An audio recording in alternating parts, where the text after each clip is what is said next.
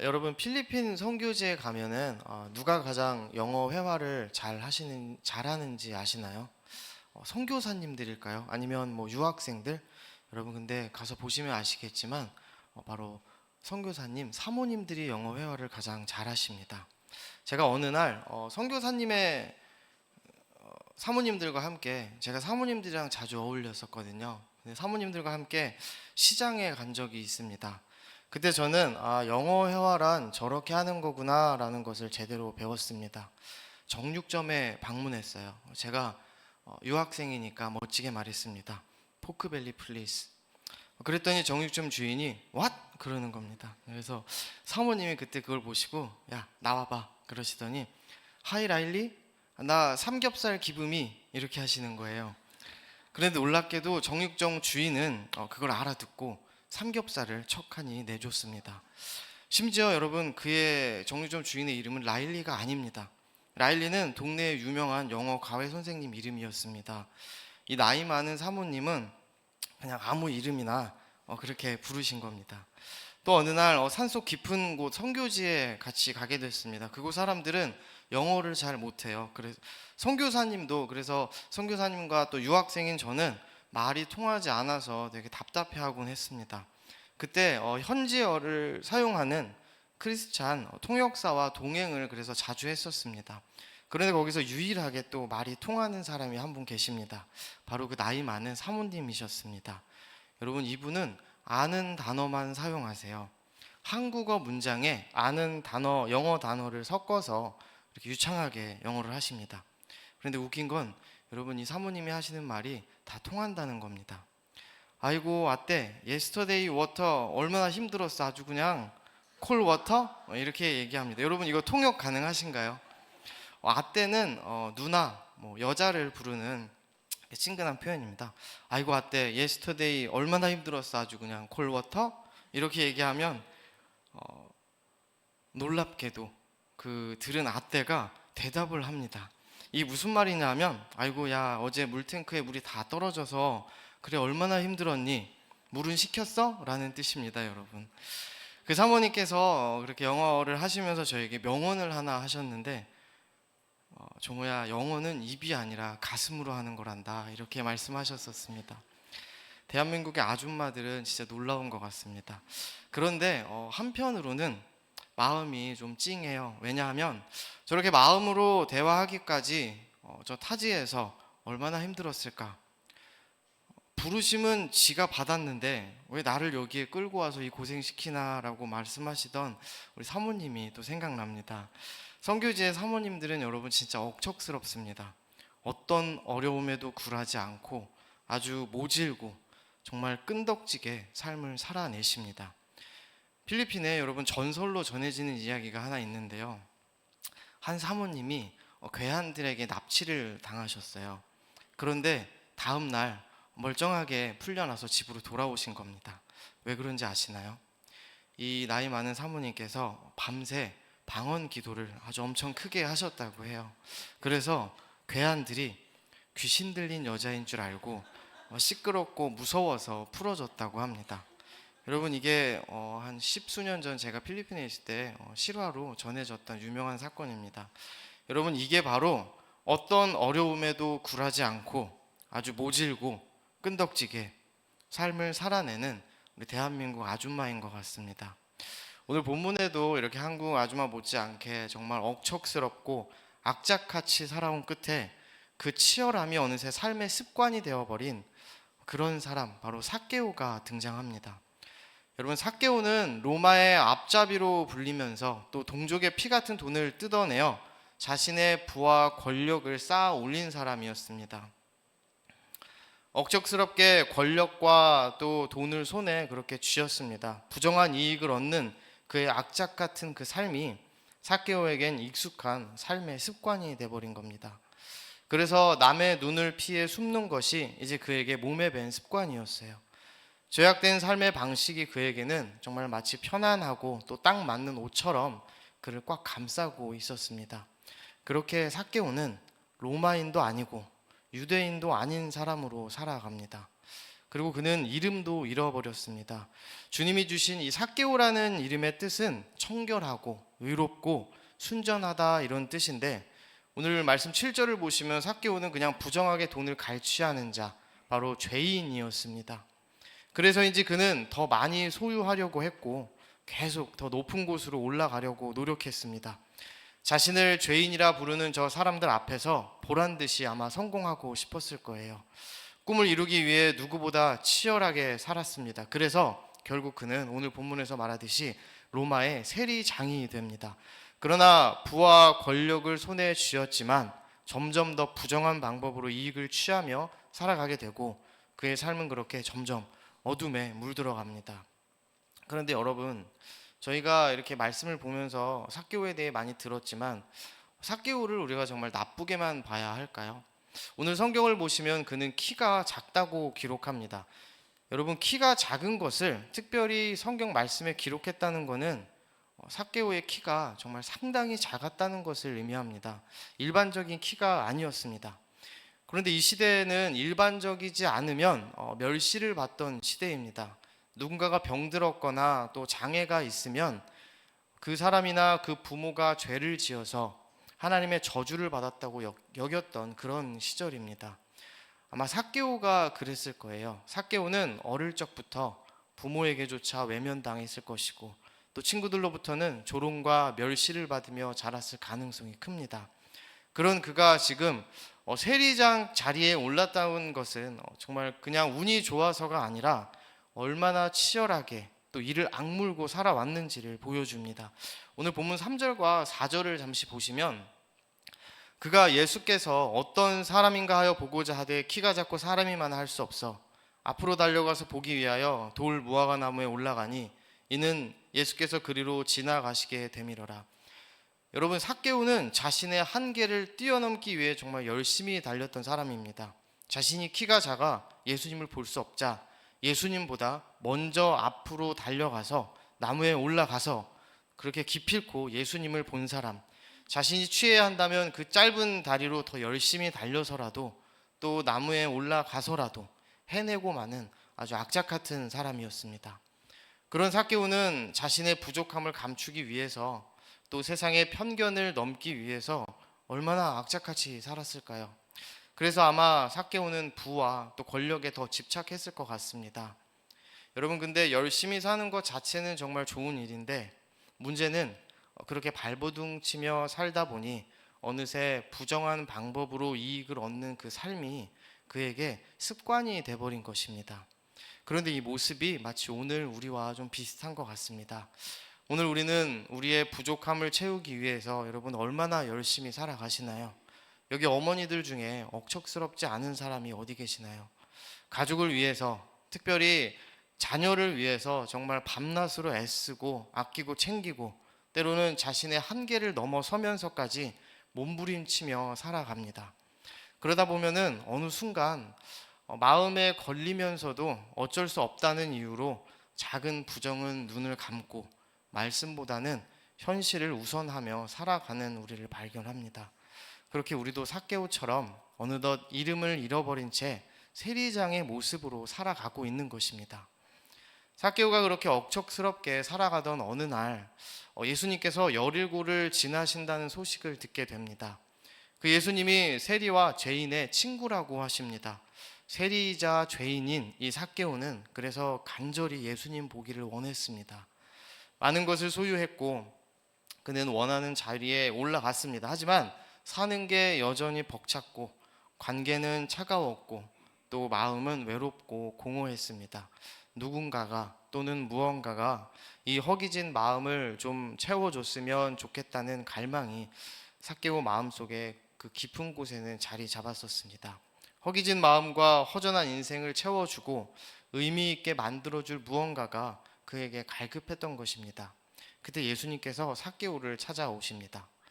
키가 작아 예수님을 볼 수 없어도 그는 포기하진 않습니다. 우리 4절 보시면 앞으로 달려가서 보기 위하여 돌 무화과 나무에 올라가니 이는 예수께서 그리로 지나가시게 되밀어라.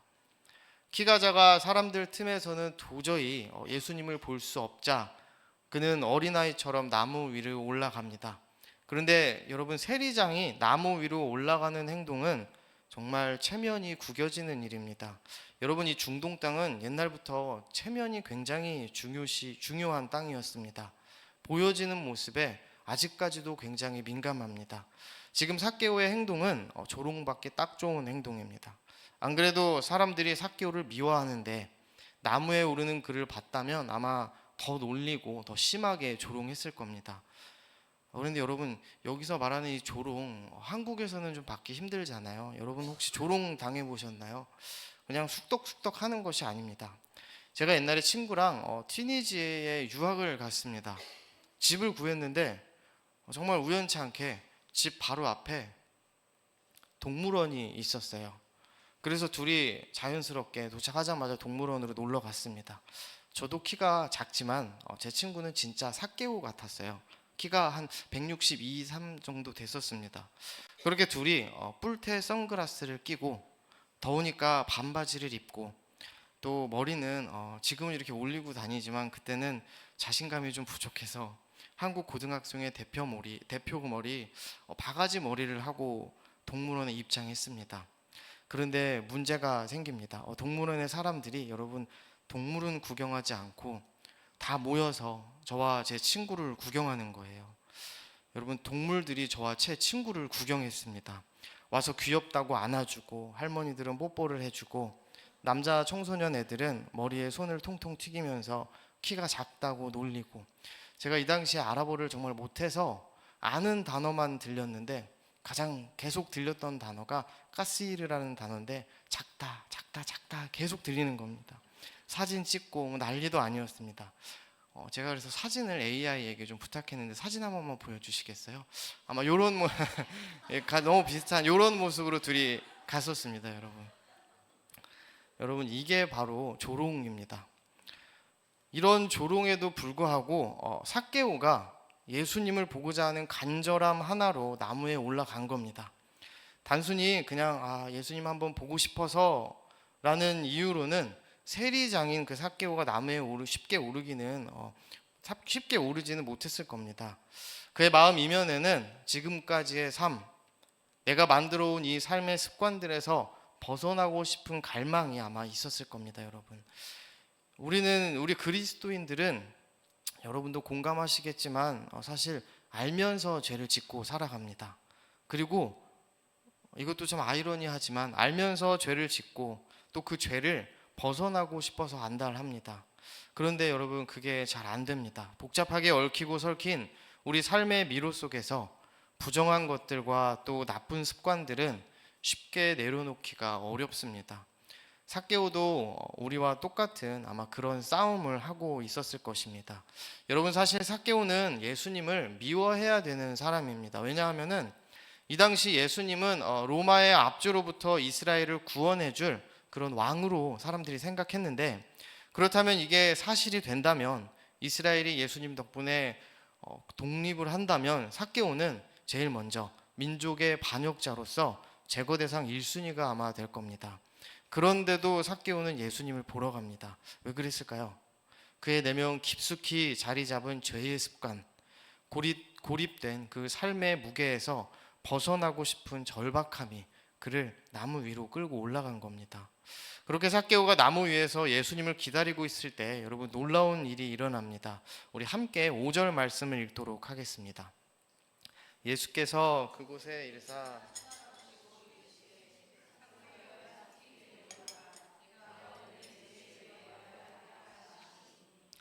당시 유대인들은 세리를 죄인 취급하면서 상종도 하지 않던 시대입니다. 그런데 예수님께서는 그를 이름으로 부르시며 그의 집에 머물겠다고 말씀하십니다. 여러분, 신체 장애를 안고 저주받은 자로 여겨지며 살아야 했던 그 불쌍한 삭개오는 정말 악착같이 그리고 억척스럽게 살아냈습니다. 인정받기 위해 스스럼 없이 남을 넘어뜨리고 밟아 올라가는 삶이 그에게는 최선의 선택이었습니다. 그리고 그게 삶의 습관이 되어버렸어요. 그런데 사실 삭개오는 그런 삶을 원하지 않았던 겁니다. 그가 예수님을 간절히 보기를 원했던 이유가 여러분 바로 여기에 있습니다. 삭개오야, 삭개오야, 예수님의 그 따뜻한 시선과 또 부르심 앞에서 삭개오의 삶은 완전히 뒤바뀌게 됩니다. 그는 급히 나무에서 내려와 예수님을 기쁨으로 영접합니다. 그리고 그 순간 그의 입에서는 놀라운 고백이 터져 나옵니다. 8절 말씀을 보시면 삭개오가 서서 주께 여짜오되 주여 보시옵소서, 내 소유의 절반을 가난한 자들에게 주겠사오며 만일 누구의 것을 속여 빼앗은 일이 있으면 네 갑절이나 갚겠나이다. 여러분, 이것은 단순히 도덕적으로 내가 착해지겠다 하는 그런 결정이 아닙니다. 예수님 만났더니 삭개오의 오래되고 죄악된 삶이, 그 습관이 무너진 겁니다. 자신의 전부였던 돈을 지금 나누겠다고 삭개오가 말합니다. 예수님 만나니 이전에 정말 소중했던 그 재물은 이제 남에게 나눠줄 수 있을 만큼 삭개오에게 아무것도 아닌 것이 된 겁니다. 악착같이 부정한 이익을 취하며 숨는 것이 익숙했던 그의 습관은 이제 하나님 사랑과 이웃 사랑으로 바뀐 겁니다. 예수님께서 그를 찾아오시자 로마의 종 삭개오가 이제 주의 종 삭개오가 됩니다. 여러분, 저희는 세상의 것을 정말 사랑하죠. 세리장 삭개오처럼 세상에서 잘 나가려고 정말 갖은 노력을 하며 살아갑니다.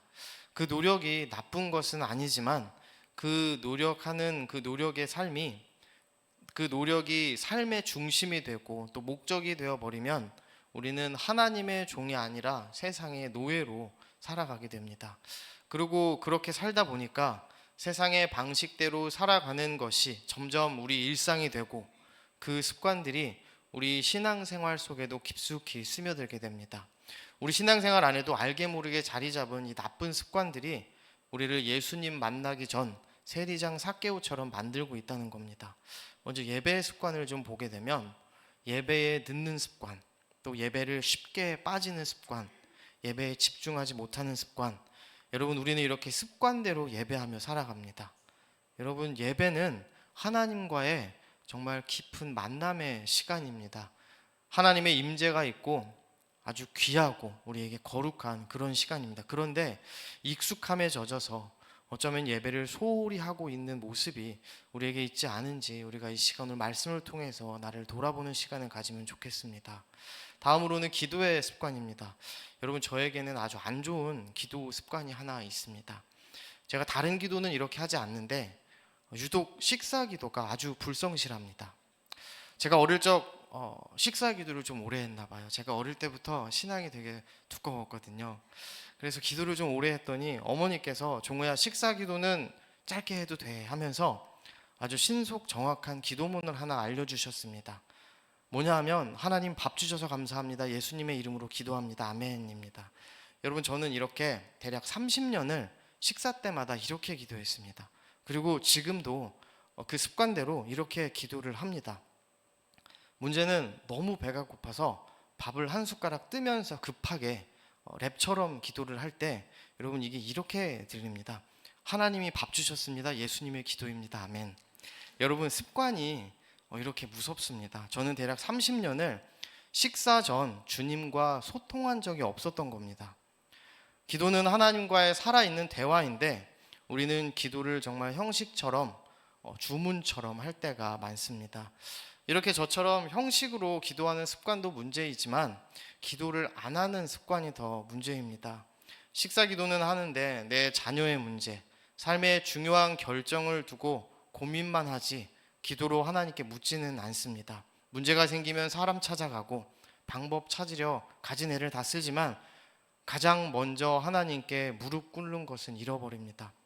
여러분, 요즘 청년들을 보시면 제가 대학 다니면서 많이 느낀 거지만 당최 주님께 묻지 않습니다. 많은 그리스도인들이 주님께 묻지 않는 이 행위를 정말 대수롭지 않게 생각합니다. 그런데 여러분, 묻지 않는 이 행동이 얼마나 무서운 것인지 혹시 아시나요? 이스라엘의 첫 왕 사울을 다 아실 겁니다. 성경은 사울 왕의 이 비극적인 최후를 맞은 이유를 한 줄로 요약하고 있습니다. 역대상 10장 14절 말씀인데, 여호와께 묻지 아니하였으므로 여호와께서 그를 죽이시고 그 나라를 이새의 아들 다윗에게 넘겨주셨더라. 여러분, 그는 이스라엘의 초대 왕이었고 백성의 기대를 받던 자입니다. 전쟁도 아주 잘 치렀고 제사도 열심히 드렸습니다. 겉으로는 신앙인처럼 보였습니다. 그러나 하나님과의 실제적 관계가 없었던 겁니다. 그는 위기 속에서 하나님의 얼굴을 구하기보다는 신접한 자를 찾았고 말씀에 순종하기보다는 자신의 판단을 따랐던 사람입니다. 여러분, 우리가 오늘 꼭 기억했으면 좋겠습니다. 사울의 몰락은 하루아침에 된 것이 아닙니다. 하나님께 묻지 않는 그 작은 습관이 결국 하나님의 침묵과 또 단절로 이어졌고 끝내는 심판으로 이어진 겁니다. 반면에 다윗은 실수도 많았지만 하나님께 계속 묻는 자입니다. 그 물음이 다윗을 살렸고 그 물음이 다윗을 하나님 마음에 합한 자로 만들어줬습니다. 여러분, 다윗이 어느 정도까지 하나님께 묻는 자였는지 잠깐 살펴보겠습니다. 사무엘상 30장에 나온 이야기인데 어느 날 다윗과 그의 용사들이 전쟁터에서 집으로 돌아왔습니다. 그런데 아말렉이라는 민족이 쳐들어와서 그 성을 쑥대밭을 만들어 놨어요. 아내들, 재산, 자녀들 다 잡아갔습니다. 용사들이 그걸 보고 다 슬퍼하면서 다윗을 죽이려고 할 때 그때 다윗이 기도를 하게 됩니다. 다윗이 여호와께 묻자와 이르되 내가 이 군대를 추격하면 따라잡겠나이까? 여러분, 당연히 얼른 추격하는 게 맞습니다. 여러분, 이 급박한 상황에 이게 하나님께 물을 일인가요? 다윗은 여러분 이렇게까지 물었던 사람입니다. 사울은 늘 묻지 않는 자라서 몰락했고 다윗은 늘 묻는 자라서 승리했습니다. 여러분께서는 그렇다면 기도를 왜 하시나요? 종이 주인의 뜻을 묻기 위해 기도하시나요? 아니면 주인인 내가 하나님께 이것저것 부탁하려고 기도하시나요? 그리스도인은 종으로서 주인이신 하나님의 뜻을 알기 위해 기도를 하고 우상 숭배자는 우상에게 내가 좋아하는 거, 내가 원하는 거 부탁하려고 기도합니다. 여러분, 꼭 기억하셔야 할 것은 이스라엘 백성들이 하나님을 우상처럼 섬겨서 멸망받았다는 사실입니다. 마지막으로 또 듣기만 하는 습관입니다. 말씀을 정말 잘 듣습니다. 그러나 잘 듣기만 하고 그 말씀을 살아내지는 못합니다. 사랑하는 성도 여러분, 단순히 듣기만 하는 습관으로 지식과 정보는 우리가 얻을 수 있지만 변화는 결코 일어나지 않습니다. 말씀이 우리의 삶을 변화시키는 살아있는 그 능력이 돼야 되는데 단지 지식만으로 머무르는 습관은 성경에서 말씀하시듯이 길가에 떨어지고 또 돌밭에 떨어진 씨와 같습니다. 그런데 여러분, 아까도 말씀드렸듯이 저는 아직도 그리고 오늘 아침에도 식사 기도를 아주 불성실하게 하고 왔습니다. 고치려고 하는데 정말 그 고슬고슬한 쌀밥 앞에서 여러분 저는 신앙을 잃어버립니다. 이게 습관이 된 겁니다. 내 신앙생활이 세상에서 하는 그 악한 습관들에 의해서 조금씩 무너져 가는 겁니다. 주의 종이 아닌 세상의 종의 모습으로 신앙생활도 하며 살아가는 겁니다. 주님 다시 오실 날 정말 머지않은 이 시대에 여러분 이거 아주 심각하고 무서운 문제입니다. 그러면 우리는 이런 신앙의 이 나쁜 습관을 어떻게 고쳐야 할까요? 오늘 본문의 삭개오의 사건으로 저희가 한번 다시 돌아가 보겠습니다. 누가복음 19장 5절 말씀을 보시면 예수께서 그곳에 이르사 쳐다보시고 이르시되 삭개오야 속히 내려와라 내가 오늘 내 집에 유하여야 하겠다 하시니 예수님이 나무에 올라가 있는 삭개오를 쳐다보십니다. 그리고 부르세요. 삭개오야 삭개오야 얼른 내려와라 내가 너에게 오늘 들어가야겠다. 예수님이 이렇게 부르시자 삭개오가 여러분 어떻게 했을까요? 오늘 보면 6절 말씀입니다. 급히 내려와 즐거워하며 영접하거늘. 여러분 예수님께서 부르시자 삭개오가 급히 바로 나무에서 내려옵니다. 이따가 내일부터 다음 달부터 내년부터가 아니라 바로 급하게 주님 앞에 섭니다. 그리고 9절을 보세요. 예수께서 이르시되 오늘 구원이 이 집에 이르렀으니 이 사람도 아브라함의 자손이미로다. 예수님께서 삭개오에게 오셨더니 세상의 옷이 벗겨지고 옛 죄된 습관들이 무너집니다. 아브라함의 자손이 되는 겁니다. 그렇다면 예수님을 만난 삭개오는 이후에 어떻게 여러분 살았을까요? 교회 전승에 따르면 예수님을 만난 이후 삭개오는 가이사랴의 감독이 되어서 베드로와 함께 복음을 전했다고 합니다. 여러분, 예수님을 만났더니 드디어 삭개오가 그 이름대로 살게 되는 겁니다. 사랑하는 성도 여러분, 우리는 무의식 중에 내가 바뀌면 하나님이 나를 받아주시겠지 하며 살아갑니다. 내가 죄를 끊으면, 내가 선행을 베풀고 잘하면 하나님이 일하실 거야 생각합니다. 아닌 것 같지만 여러분, 가만히 내 삶을 돌아보면 우리는 그렇게 행동하며 살아갑니다. 그러나 여러분, 복음은 그렇게 말하지 않습니다. 복음은 네가 바뀌면 내가 들어갈 게가 아니라 내가 들어가면 내가 바뀔 거야 라고 말씀하십니다. 우리가 여전히 죄와 안 좋은 습관에 묶여 있을 때 예수님은 우리를 부르십니다. 복음은 우리에게 노력하라고 강요하지 않으시고, 복음은 우리에게 예수 그리스도를 바라보라고 합니다. 삭개오처럼 예수님을 우리의 삶의 중심에 모셔드릴 때 주님의 사랑이 우리를 변화시키고 또 우리의 나쁜 습관들을 끊어내시는 겁니다. 삭개오를 찾아오셨던 그 예수님께서 오늘 저와 여러분에게도 분명히 찾아오십니다. 그리고 속히 내려오라고 말씀하세요. 그 외로운 나무에서 혼자 있지 말고, 그 나무 위에서 구경만 하지 말고 내려오라고 말씀하십니다. 멀찍이 예수님을 구경하던 삭개오에게 가까이 오라 부르셨습니다. 그리고 만나자고 하세요. 사람들이 아무리 죄인이라 정죄하고 비난을 해도 예수님은 그저 삭개오만 바라보십니다. 그리고 내 집에 유하여야 하겠다 말씀하세요. 형편없는 자, 불의한 자, 죄인 삭개오의 집에 가신다고 오늘 예수님께서 말씀하십니다. 그렇게 예수님께서는 그의 삶 속으로 들어가시는 겁니다. 사랑하는 성도님들, 이 삭개오가, 오늘 본문은 이 삭개오가 바로 이 말씀을 읽는 우리들이라고 말하고 있습니다. 오늘 예수님께서 저와 여러분의 이름을 부르시며 이렇게 찾아오십니다. 우리 예수님께서는 요한복음 10장 3절에서 이렇게 말씀하셨습니다. 그가 자기 양의 이름을 각각 불러 인도하여 내느니라.